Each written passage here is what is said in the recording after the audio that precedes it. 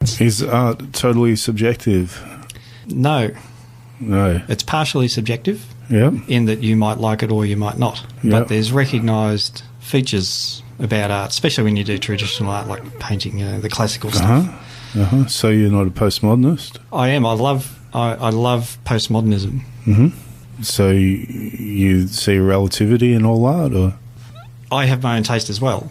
Yep. But that is my own thing that I should keep to myself. Yep. If there's a piece of art going up, whether I like it or not, or it's like music. There's a lot of music that is music done by musicians that I don't like because my taste isn't in that genre or whatever. Mm-hmm. But that doesn't mean it's not music. Yeah. So your own personal taste shouldn't come into it. But there are other things, Is it done by an artist? Yep. Is it done by a group of school kids? So if you put, say... I'm going to get crucified for this, If you put, say, 500 monkeys in a room with a bunch of typewriters... All you get is them pulling the typewriters apart and throwing their feces at each other, because that's what monkeys do. Okay, all right. Yeah, you won't get the works of Shakespeare. But yeah, use by date. Not one single piece of public art that I've come across, and I've been involved with several of these projects, which is why I'm brave enough to talk about that sort of thing. Mm-hmm. None of them have use by date tied in with the grant. Yeah. So various art projects go up in our towns. 5 years later, they're dilapidated. They've lost their colour, they've been tagged, they've wishy-washy. They're losing all that appeal. And they stay there because there's nothing, not anything built into the project that says this will last 5 years and then come down, be replaced, or revamped, touched up, freshened up. The McDonald's symbol a form of art? Now we're talking Andy Warhol, are we? I'm just wondering what you think, that's all. I think it's great design and good marketing. Yeah, okay. Yep. Yeah, which can be mistaken for art. And that's why Andy Warhol called his workshop the factory. Was what Andy was doing art? He was fostering art. Okay. Which was a good thing. Yeah. Marilyn Monroe. Yeah, and tomato soup cans and all that sort of stuff. But he did foster art and artists, including musicians. Mm-hmm. Lou Reed. He was a hard worker, I guess. He was a hard worker, and he was a bit of a hard task driver too, from all accounts. But I would like to see, especially the Shire, and I've spoken about this twice already. Okay, so they already know my view on this. Public art pieces that they have a stake in, that they give some money to, should have a use-by date. Mm-hmm. Because there's art in Mount Evelyn, the town where I live, done by some great artists. I know them personally. They do fantastic work. And one particular fellow wants the stuff he did 10 years ago to be gotten rid of because it's totally worn out. It's fading and chipping, it's flaking away. He's not allowed to, even though it was his work. We need to redress that and keep good art happening. But don't hang on to stuff that's just, deteriorating. It's not made to last. So put a use-by date on it. Okay, we might come back after this with some more thoughts from the mind of Greg Carrick.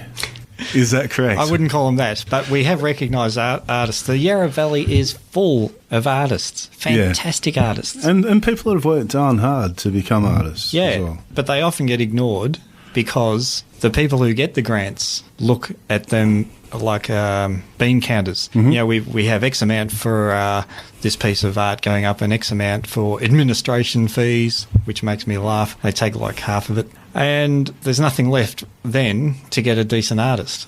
I have to say I totally agree with you, because if you look at literature, if you look at music, people that pour their lives into the product are usually the ones that I'd prefer to listen to or read. People that have actually got the spirit of the artistic produce that they're producing, which sounds horrible. Yeah. But the artistic sort of thing happening. Well, the town where I live, Mount Evelyn, you can't throw a rock without hitting an artist. However, they're not approached to do public art. I would think you could count on the hand of a leper the people who are artists in Mount Evelyn who have been involved in public art projects, and they usually give most of their time free because they want something decent to be up, because they know what the alternative is. But there's so many artists who are just ignored. They need to get their art out there. wouldn't it be great to have fantastic pieces of art in our towns? We have the artists. So the question that I have is: art taught or caught? Both. Or is it innate? Both. Art can be taught in the sense of technique. You can improve dramatically as a musician if you're taught various techniques. Gee, that rain's so heavy we can hear it in here. If you're out on the road there, drive carefully. It's going to be pretty slippery. I can't really speak as a painter because I'm not a painter.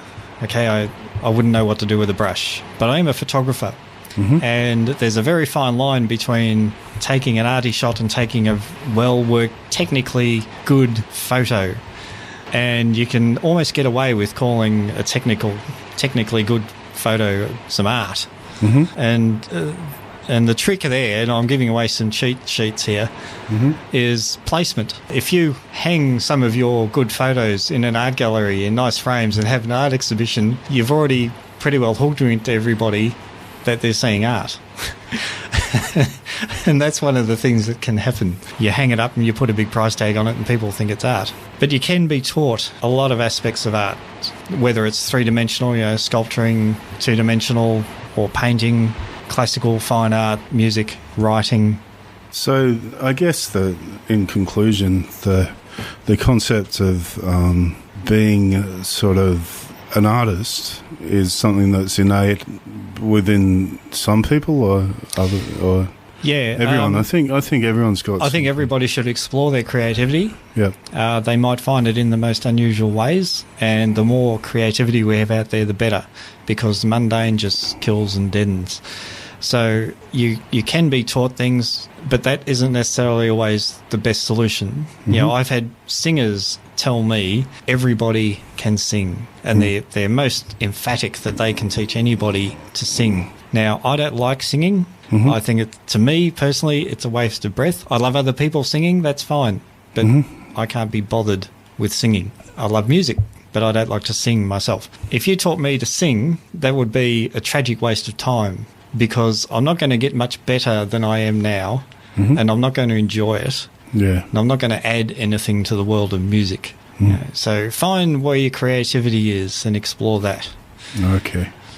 Well, thanks, Craig. Thanks for your time. And I really think there is something innate, because, like, if you look at someone like Vincent van Gogh, I'll never, or Gough, whatever it is, I could barely draw a cat, you know.